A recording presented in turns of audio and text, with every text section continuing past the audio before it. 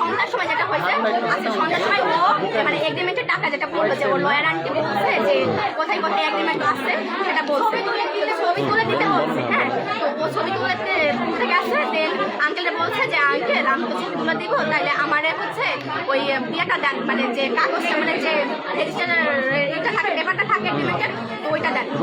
হ্যাঁ হ্যাঁ, তো ওনার যে ছোট ছেলেটা আছে উনি বলছে কিসের ইয়া দেবো, মানে এগ্রিমেন্টে কিসের পেপার দেবো তোমার, আমি পাগল হয়েছো?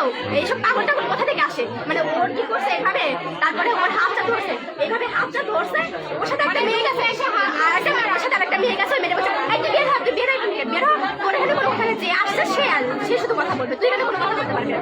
মেয়েটা মানে চলে আসতেছে, ওর কি করছে ওই ঝলক ভাইয়া উনি মানে কি করছে উনি এইভাবে গিয়ে ধরে, মানে ও তখন যদি ছুট মানে তখন যদি আন্টিকে মানে আন্টি মানে কি হয়ে এটা কি করছে যে এইভাবে ধরার পরে ও মানে চলে চিল্লায় পালাই, ওই যে আশা মেয়ে একটা আছে না, ও নিচ থেকে মানে উপরে গিয়ে মানে চিল্লানি দিছে। তো আমরা তো হয়ে গেছে, তো বড় ছেলে তারপরে বড় ছেলে কি করছে সামনে একটা রড বাঁধ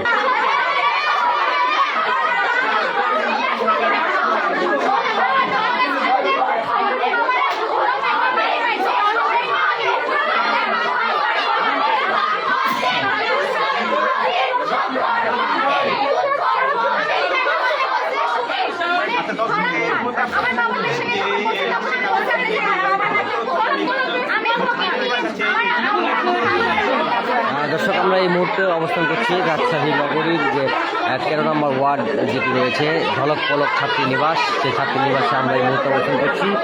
আমরা জানতে পেরেছি এখানে প্রায় 300 ছাত্রী বসবাস এই ছাত্রী নিবাসে।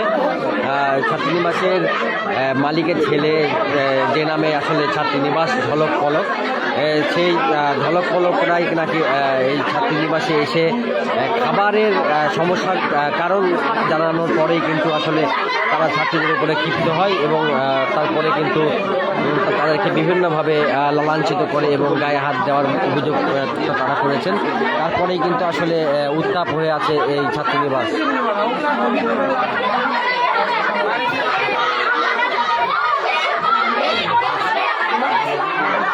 দর্শক, আরও একটি বিষয় জানে রাখি যে এই মহিলা ছাত্রীনিবাসে কিন্তু একজন ছাত্রীকে কিন্তু গায়ে হাত দেওয়ারও অভিযোগ করেছেন ছাত্রীরা।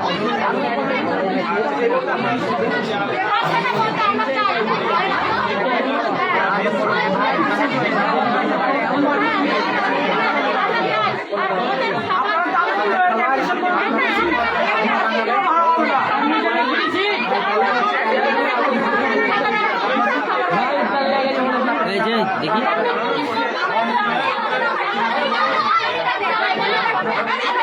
আচ্ছা, আপনাকে কার গায়ে হাত দিয়েছিল? আপনার গায়ে হাত দিয়েছে? কে হাত দিয়েছে আপনাকে? ভালো কি ছোট ছেলে না বড়? ছোট। কি করে মানে আপনাকে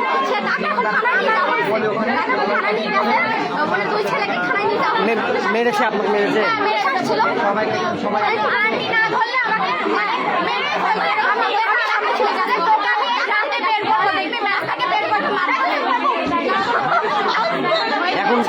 এখন কি কাউকে থানায় নিয়ে গেছে? কাকে নিয়ে গেছে থানায়?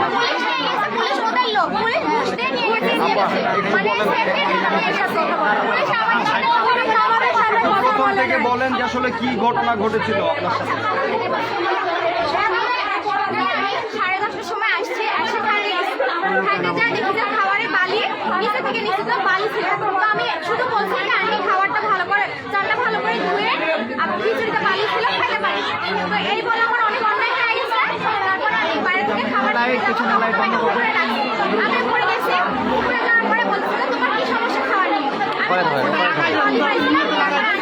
আমি আমার সাথে রুট ব্যবহার করছে। তো বলছে যে আসো তুমি আমার তুমি চাল ধুয়ে দিবা, তাহলে তোমার 5,000 টাকা দিবে। আমি বলছি আমার কেন 5,000 টাকা দিব? আমি তো চাল লাইটটা বন্ধ করেন না। পড়াশোনা করতে আসছি, তাই না? এই আপনি লাইটটা বন্ধ করছেন না কেন?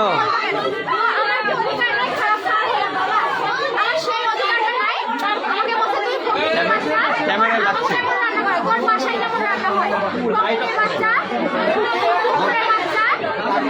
কি সব খায় থাকে ফ্রিজে 15 মাসের তরকারি রান্না দেখাচ্ছে, যেটা তো তরকারি কি রান্না এসব বলছে উপরে ঘুরে মতো দেখতে একবার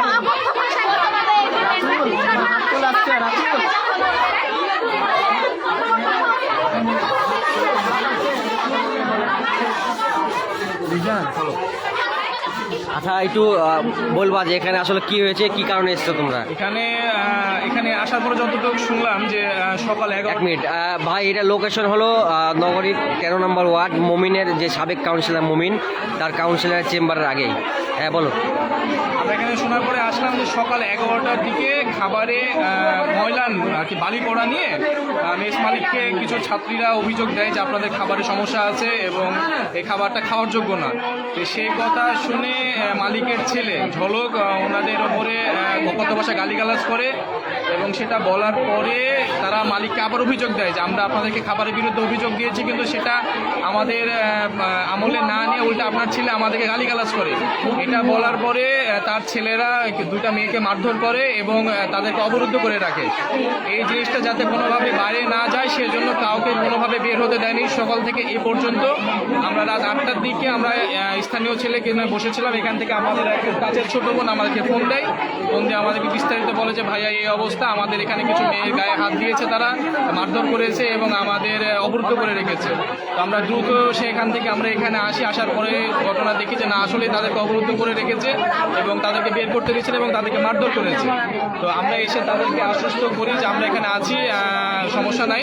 তো তারা বলে যে তারা অভিযুক্ত দুইজনকে নাকি প্রশাসন নিয়ে গেছে এবং তারা এখানে থেকে বের হতে চায়। তো এরপরে তারা তাদের অভিযোগগুলো সাংবাদিকের সামনে দিয়েছে এবং দেওয়ার পরে আর কি তারা এখানে যে অবরুদ্ধ করে রেখেছিল আপনারা দেখলেন যে তারা নিজেরাই আর কি গেট ভেঙে তারা এখান থেকে মুক্ত হয়েছে। তোমার পরিচয়টা দাও।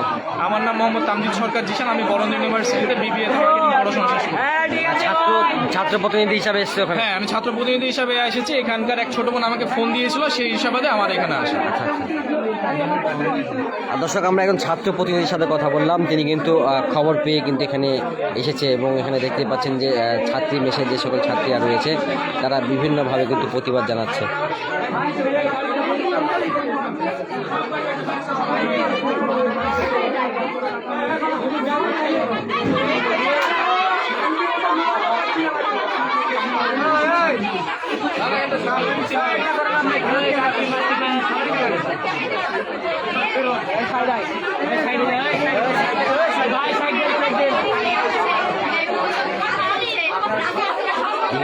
ভিতরে যান।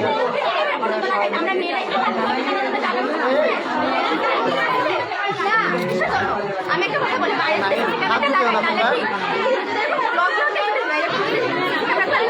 আমাদের নিরাপত্তা আমরা আপনারা ভাই বলে আমরা অন্য ছাড়া সময় বাইরে বের করি, আমরা এখানে সবাই মেয়ে তাই না, বাইরে বের হচ্ছি।